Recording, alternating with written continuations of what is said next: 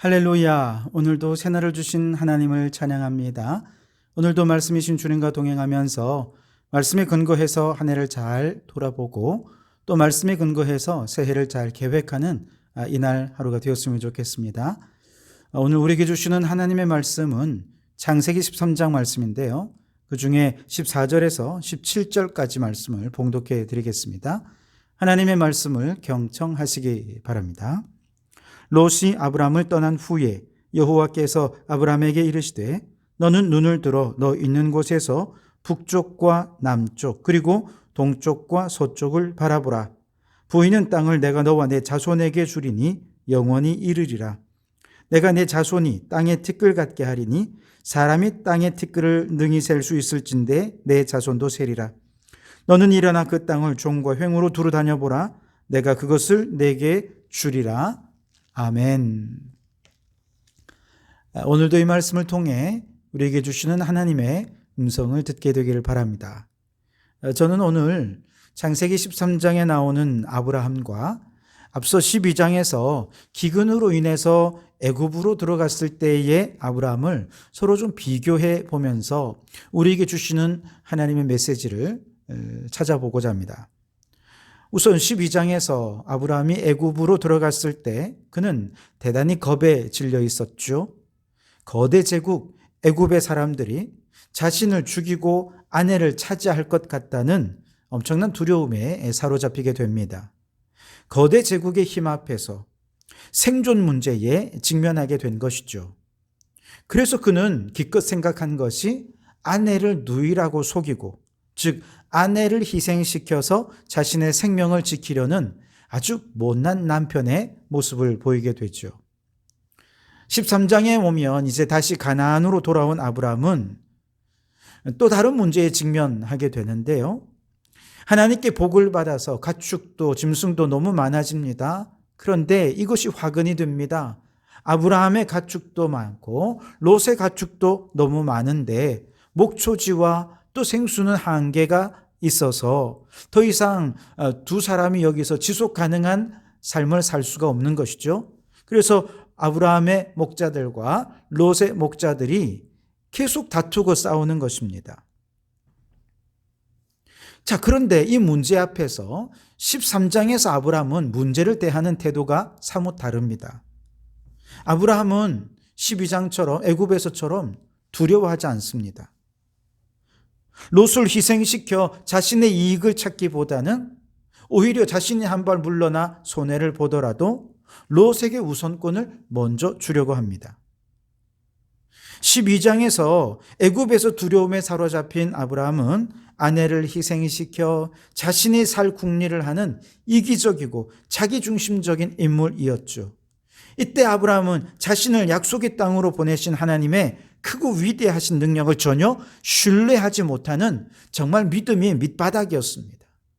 거의 불신자에 가까운 그런 상황이었죠. 그런데 13장에서 아브라함은 다릅니다. 롯과 가축대와 물과 목초지의 문제로 다툼이 일어나자 아브라함은 전혀 자신의 권리를 내세우지 않죠. 오히려 롯에게 우리는 한 친족이라 나나 너나 내 목자나 내 목자나 서로 다투게 하지 말자. 그러면서 롯에게 제안을 하죠. 우리가 여기서는 지속 가능한 삶을 살 수 없으니 한 사람이 떠나야 되겠다. 네가 좌하면 내가 우하고 네가 우하면 내가 좌하겠다. 모든 우선권을 롯에게 넘기면서 정말 대인배다운 모습을 보여주는데요. 이때 아브라함은 하나님을 온전히 믿는 굳건한 믿음 위에 있었던 것입니다. 하나님이 나와 함께 하신다는 사실을 믿으니 내가 좀 손해보는 거 그렇게 두려워지지 않았던 것이죠. 12장에서 아브라함은 목숨을 위하여 무엇을 먹을까 무엇을 마실까를 염려하는 지극히 현실주의적인 사람이었다라고 한다면 13장에서는 아브라함은 롯을 위해 자신의 기득권을 모두 포기하면서 손해를 감수할 수 있는 참 대인배다운 면모로 보이게 됩니다. 자, 그런데 두 사건 속에서 아브라함의 전혀 다른 모습을 보여주지만 성경은 어느 한쪽이 하나님이 원하는 모습이니 한쪽은 버리고 더 좋은 쪽을 선택하라, 그런 얘기는 하지 않습니다. 오히려 믿음이 연약해지고 이기적일 때도 여호와께서 함께 하심을 보여줍니다. 그래서 사레가 바로의 아내가 되기 직전에 큰 재앙을 애굽에 내리셔서 위기를 모면하게 하시고, 오히려 위기 속에서 가축과 은금이 더 풍부해지도록 하나님은 위기를 기회로 만들어 주셨습니다. 13장에서 아브라함이 큰 믿음으로 대인배다운 인격을 가지고 롯에게 선택의 우선권을 줄 때에도 하나님은 함께 하셨습니다. 롯이 자신의 눈에 여호와의 동산 같아 보이는 소돔과 고모라를 선택하고 부욕한 땅을 향해 아브라함을 떠난 후에 여호와께서 아브라함에게 나타나시죠. 그리고 두 가지를 말씀하십니다. 14절 15절에 보시면 너는 눈을 들어 너 있는 곳에서 북쪽과 남쪽 그리고 동쪽과 서쪽을 바라보라. 보이는 땅을 내가 너와 내 자손에게 주리니 영원히 이르리라. 두 번째 약속의 말씀은 17절이죠. 너는 일어나 그 땅을 종과 행으로 두루 다녀보라. 내가 그것을 내게 주리라. 눈에 보이는 모든 땅, 네가 발로 밟는 모든 땅을 너에게 주겠다 약속해 주신 것입니다. 이 두 말씀에서 중요한 것은 아브라함이 얼마나 믿음이 좋았느냐 혹은 믿음이 안 좋았느냐, 그게 중요한 게 아닙니다. 아브라함의 믿음은 최악일 때도 있었고 또 최고의 믿음을 보여줄 때도 있었죠. 그러나 그보다 더 중요한 것은 아브라함의 믿음이 연약할 때도 하나님이 친히 개입해 주셔서 문제를 해결하도록 도와주셨다는 것이고, 아브라함의 믿음이 굳건할 때도 여호와께서 함께 하셔서 눈으로 보고 발로 밟는 모든 땅을 주시겠다고 약속해 주고 계셨다는 사실입니다. 우리가 신앙생활을 하다 보면 아브라함처럼 믿음이 좋을 때도 있고 믿음이 정말 연약해지고 아주 바닥을 치는 그런 믿음일 때도 있지 않겠습니까? 물론 항상 믿음이 좋으면 제일 좋겠습니다만 인생도 신앙도 굴곡이 있게 마련이지요. 골짜기가 있으면 높은 산도 있고 또 신앙에 실패할 때도 있으면 성공할 때도 있고 믿음이 연약할 때가 있으면 믿음이 굳건할 때도 있는 것이죠. 그런데 정말로 중요한 것은 여호와 하나님께서는 우리의 믿음이 어떤 상황에 있느냐 하는 것과 상관없이 모든 순간에 우리와 함께 하신다는 사실입니다. 믿음이 굳건할 때는 말할 것도 없거니와 믿음이 연약할 때에도 주님은 우리와 함께 하신다는 거예요. 그때에도 주님은 우리와 함께 하시면서 말할 수 없는 탄식으로 우리를 위하여 중보하고 계십니다. 아브라함처럼 절체절명의 위기 속에 있다 하더라도 하나님께서 친히 개입해 주시면 초자연적인 방법으로 문제를 해결해 주실 수 있다는 것이죠. 그러니 만일 여러분이 이 사실을 믿는다면, 즉 믿음이 굳건할 때도 하나님은 나와 함께 하시고 우리의 믿음이 바닥을 보일 때에도 하나님은 그곳에서도 우리와 함께 하신다는 사실을 믿는다면 우리는 모든 상황 속에서 하나님께 내 삶을 맡길 것입니다. 믿음이 굳건할 때는 하나님이 일하시는 것에 나 자신을 온전히 내어 맡길 것입니다. 주님의 손과 발이 되어 주님께 쓰임받는 자가 될 것입니다. 반면에 믿음이 약해져서 도무지 하나님을 신뢰하지 못하고 그냥 실수하고 넘어지고 실패한다 해도 나의 믿음과 상관없이 하나님은 사망의 줄이 나를 두르고 음부의 고통에 밀려와 절체절명의 위기 속에 있는 우리의 사정과 형편을 나보다 더 아시고 우리를 건지시고 다시 일어나게 해 주실 줄 믿습니다. 간혹 저는 우리의 자녀들이 진로 선택을 놓고 괴로워하는 모습들을 종종 보게 됩니다. 여러 선택지를 놓고 어떤 선택을 하는 것이 하나님의 뜻인지 잘 몰라서 괴로워합니다. 혹은 어떤 것은 너무 인간적으로 선택하는 것이 아닐까? 과연 이것이 하나님의 뜻일까? 하나님이 원하시는 것일까? 잘 몰라서 답답해합니다.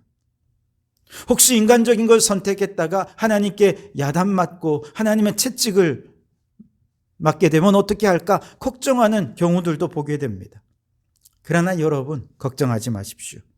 제가 하나님의 뜻을 분명히 알려드리겠습니다. 하나님의 뜻은 여러분이 무엇을 선택하든지 바로 그곳에 하나님이 함께 하신다는 사실입니다. 그래서 여러분이 무엇을 선택하든 그곳에 하나님이 계심을 믿고 선택하면 여러분이 선택한 그곳에서 무슨 일을 하든지 그것을 통해 하나님은 반드시 하나님의 뜻을 이루실 줄 믿습니다. 심지어 여러분이 아주 인간적인 선택을 하고 믿음이 연약한 채로 선택한 바로 그런 곳에서도 하나님은 함께 하시고 하나님은 일하시고 나의 믿음과 상관없이 나의 선택과 상관없이 하나님은 나를 통해 하나님의 뜻을 이루시고 하나님의 역사를 이루실 줄 믿습니다. 그러니 여러분, 하나님의 뜻이 무엇인지 몰라서 결단을 못하겠다, 여러분 그런 말 하지 마십시오. 무엇을 선택하든지 하나님이 함께 하신다는 담대한 믿음으로 하나님은 반드시 나를 통해 하나님의 뜻을 이루실 것이다 라고 하는 담대한 믿음으로 무슨 일이든 선택하십시오. 그리고 그 속에서 하나님이 어떻게 일하시는지, 하나님의 뜻은 어떻게 이루어지는지 기대하는 마음으로 모든 일을 선택하고 행하는 우리 성도들이 되실 수 있기를 바랍니다. 때로 하나님은 우리의 실수까지도 합력해서 선을 이루게 하시고, 때로는 내가 손해보고 내가 희생한다 하더라도 하나님은 오히려 한 발 후퇴한 그곳에서 두 발 전진할 수 있는 더 큰 믿음을 허락해 주실 줄 믿습니다. 그런데 여러분, 기왕이면 13장의 아브라함처럼 좀 굳세 믿음 안에 서 있으면 참 좋겠다 생각합니다. 왜냐하면 12장의 아브라함처럼 불신앙으로 살면 남을 희생해서 나 한 사람 살아남으려는 참 부끄럽고 이기적인 모습으로 살다가 구원은 받겠지만 부끄러운 구원을 받을 수 있을 것입니다. 그러나 13장의 아브라함처럼 굳세 믿음 안에서 어떤 일을 선택한다면 세상적으로는 좀 손해를 볼지 모르지만 손해보더라도 대인배답게 손해보는 좀 멋있는 사람이 될 것 같아요. 더 나아가 세상에서는 손해보는 것 같아도 하나님은 절대 손해보지 않습니다. 오히려 하나님은 지금의 손해를 더 2배, 3배로 갚아 주실 것을 계획하고 계시는 줄 믿습니다. 그러니 여러분, 우리의 신앙생활이 연약하고 부끄러운 믿음이 아니라 13장에 있는 이 아브라함처럼 멋있고 대인배 같은 신앙생활 할 수 있길 바랍니다. 무엇을 선택하든 하나님이 나와 함께 하심을 믿고 담대한 믿음으로 후회함 없는 선택을 하고 하나님이 일하심을 기대하는 성도들이 되실 수 있길 바랍니다. 그래서 하나님이 주시는 복으로 가득 채워지는 우리 모든 성도들이 되시기를 주님의 이름으로 축원합니다. 기도하겠습니다. 하나님, 우리가 신앙생활 하면서 신앙의 굴곡이 있겠지만 연약함 속에도 하나님이 함께 계시고 강한 믿음 속에도 하나님은 신실하게 함께 하셔서 복 주시는 하나님이심을 믿게 해 주시옵소서. 우리가 무엇을 선택하든 우리의 선택 속에는 하나님이 함께 하시고 하나님이 역사하시는 것을 믿게 하시고 담대한 믿음으로 선택하고 대인배다운 믿음으로 주님의 길을 걸어가는 저희들이 되게 해 주시옵소서. 예수님 이름으로 기도하옵나이다. 아멘.